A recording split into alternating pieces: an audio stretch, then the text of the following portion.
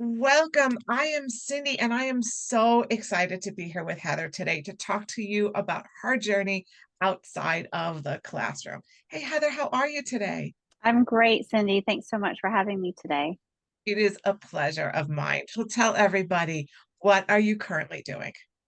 So currently, I am a life benefit specialist at Unum Insurance Company, and I work with a cohort of incredible people that process and investigate and see if we can get as much money to clients as possible in their time of need. And it has been such a rewarding position for me. I've learned so much, and the people in my office are so supportive. I love that. Tell me what's most rewarding to you about this position. So I think, three things. One, like I mentioned, this company promotes nothing but professional development. They It's focus great. on training and training well, and they're very open to pivoting. So if there's something that needs to be done, there's a request or something you need, they're on it. The second thing that I love about this company is their flexible work motto. So I am able to work flexibly from home 3 days a week, and then I'm That's in beautiful. on campus 2 days a week. And I can choose, as far as my on campus days, I can choose one of those days. So again, there's a lot of empowerment in being a flexible work model that is so helpful as a mother as Correct. well as a professional. Wow. And none of those are things that you had when you were working in education. Oh no, none of that. It None was of a those things. very set schedule. It was very stressful. If you needed to take some time off, a lot of the response was you have to wait till summer. But life doesn't happen just between the summer months. So there are things that sometimes come up during all times of the year that you need to take time off for. And I haven't had any resistance at my new company. So That's fantastic. So, how is life better? So life is so much more manageable as far as I mentioned, scheduling your life, uh, which is so key, right? Because work is important. It's a means to an end. It's important to maintain that. But there's this whole other thing called living, which is the most important. So I find that I have space for living, and I think that on top of a company that has been pro training. So they're paying, if I want to, they're paying me money to get more information, which that wasn't the case in my prior position or my prior career. So I'm very happy that I have a space to choose, what I learn, how I learn, and also a space to live. It's fantastic that they're that vested in their employees that way, that they encourage you to learn more and they support that. They give you the time and they pay for it. They do, yes. Okay, they pay for it. And in that space to live, what positive impact have you noticed on life for you, for your family? Sure. So when I leave from my job, they encourage work-life balance. And so they want Just me like to teaching, right? absolutely opposite, as you know. So when I am done for the day, I'm done for the day. And so they really don't want you to push that boundary. And they require you to just take off and be home or do what you need to do. So I have time to, leave work at work. And when I come in, I work hard and they work hard. But when it's time to go home or it's on the weekends, I can't even tell you the space to do things. I'm reading books that I want to read more for pleasure. I'm able to spend time with my older children. We're in that process of looking at schools and I'm able to spend time with my family without feeling the pressure to always have to get something done. So So this job has transformed not just your life, but your entire family's life. it has, yeah. Everybody must be calmer and happier. They are. They are. They know that, do believe that if you are a happy, calm individual, people around you in your immediate circle will also feel that as well. And I can say that, everyone has benefited from just a more present person in general. And look how happy you are. I'm very happy. With my first quarterly follow up, I do have to tell you that my stats are through the roof. I've already received,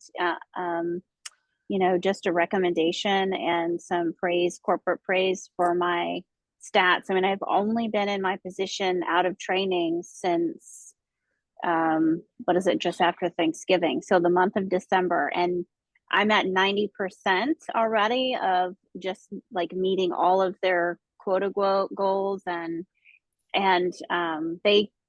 they're really, I asked them during my one-on-one, well, what are some things I can improve on? My manager was like, honestly, I don't really know at this point. Like, you're a month in and your stats are amazing. So that's very empowering. I didn't get that a lot in teaching. It was, like do better, do better, do better, do better. But there was no like measurable someone saying, hey, we're so great. Like, look what happened. And But I feel empowered that. fantastic. All those numbers, how well you're doing on Mhm, everything. mhm. It's got to feel incredible that you left teaching and you're not just at another job, but you're really, really killing it.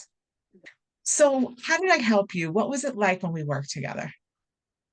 Well, I will say I had already been through almost a year of looking for the best fit position, and I had already started my own business, just a side hustle, just to as a pivot from teaching. And when I met you, I was ready to make some huge changes. And as a second career person, there's a lot of changes that had to be made. And you did it in a very diplomatic as well as a frank approach, too, because we don't have time for holding hands. We need to get the job done. Time is money. And I appreciate your structured guidance, as well as I think you quoted, kick in the butt. So Yep. Well, I do talk about hand holding too. It's like the hand holding kick in the butt, but it's like knowing when to have which part of that. yeah. So what was most beneficial, or what did you like best about our sessions or the program? So one of the things that I took away from your program is to really focus on my presence online. Specifically, I never had a LinkedIn account that was reflective of me in a way that reflects me as a whole person professionally. So you were able to guide me through that process to set that up. So as a way to market myself for my own business and also market me for future me, which is why I landed this job in the first place. You were able to carefully curate, verbiage, presence, professional photos, those types of things. And then also networking with people and just sticking with it, practicing your resume building, refining wording, and just sticking with that focused mission when you're working to get a job. So I was able to be recruited by my LinkedIn. So Isn't that without fantastic? it What a is pretty difference. Yeah, fantastic. when you realize that employers really are looking They really are. and that the picture you have out there matters, the wallpaper matters, what you're Mm-hmm, writing about yourself matters, the mm-hmm. comments you're putting on other people's posts matter. Yeah. And anything and really and that you put out into the world matters. So it should be a reflection that you want people to see. And if there's something that is not a reflection of you, then you should not be doing that.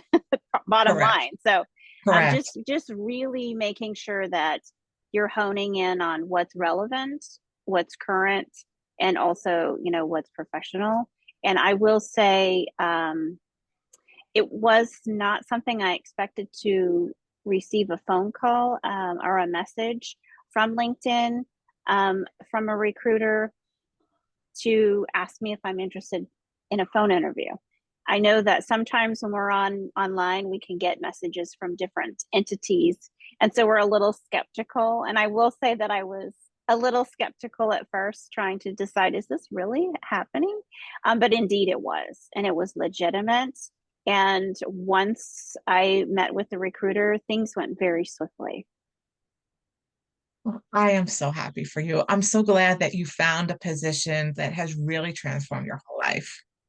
Thank you. What advice would you give to anybody that's looking to make a career pivot, transition out of Mhm. teaching? Sure. So I would say that do not quit your job until you have something else lined up. The job market is very competitive. So I would say that unless you have a nice little emergency fund set up for yourself, or if you have some interviews set up, do not pivot away until you're close to achieving, another position because it takes longer than you think.